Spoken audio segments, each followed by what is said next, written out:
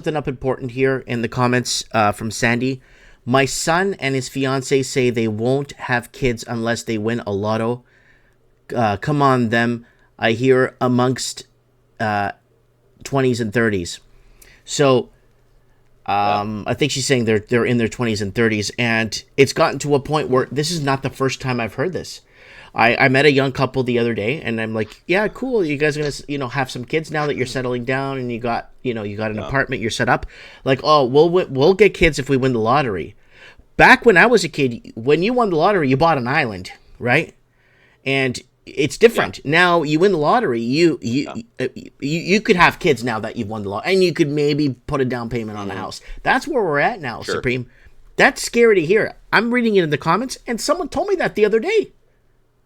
A young couple told me Well, that. Well, yeah. I'm gonna be honest. Most people throughout history have been poor, okay, and haven't lived anything like we have now.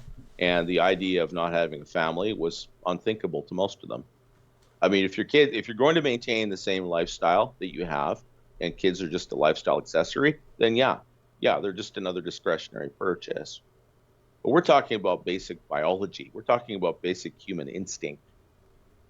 You don't, especially when they're little, they don't actually cost that much.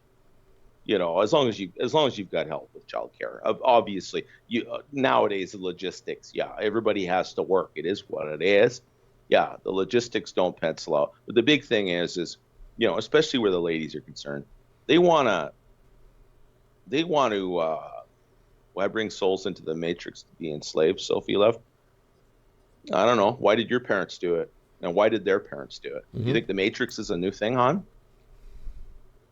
You know, I mean, God created the world, but it's got a curse on it. You only have to get about 3 chapters in the Bible to see what happened, right? Yeah, I'm speaking metaphorically. I realize there's not a lot of spiritual people here.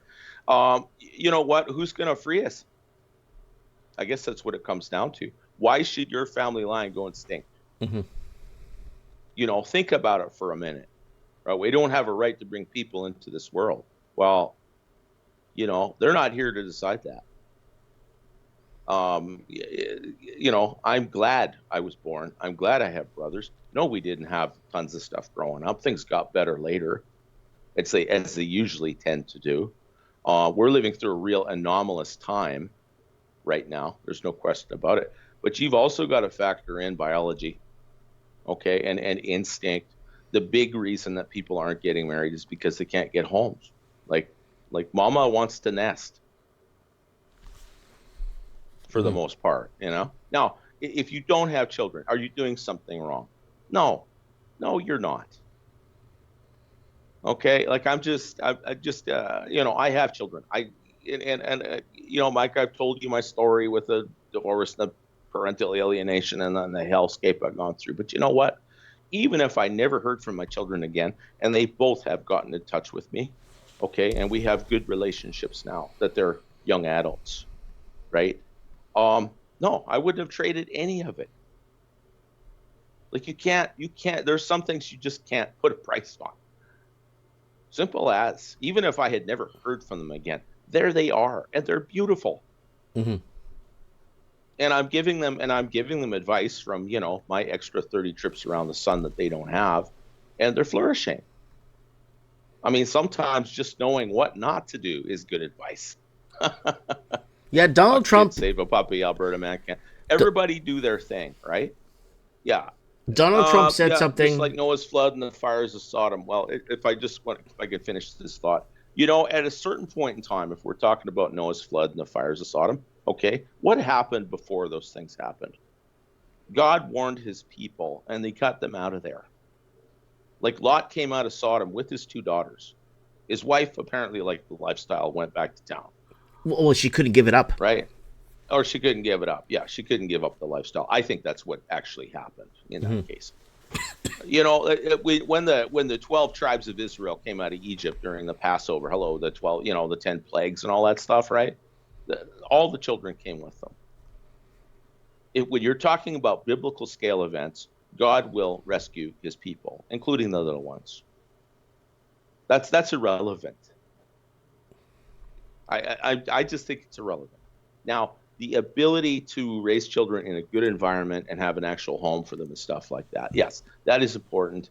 And the truth is, there's a lot of expectations that people should have the right to have. Lot banged both his daughters. No, they got him drunk. He didn't bang them. Yes, they got They him intoxicated. they raped him.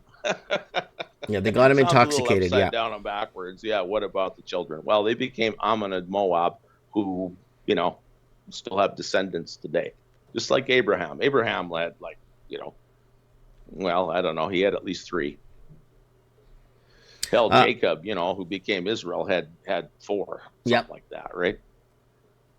Isaac. Yeah, people were people back then too, you know. Uh, But I anyway, was I was gonna say earlier, Donald Trump said something very, very. I remember this back in the early. I'm talking late 1990s and 2000s, and he had a yeah, quote that said, "Some of the best deals you do in life are the ones you don't do at all," and I think that yeah, yeah, I think it pertains to a that's lot. right. Yeah, people do cost benefit analysis and things like that, right? But a lot of it has to do with expectations.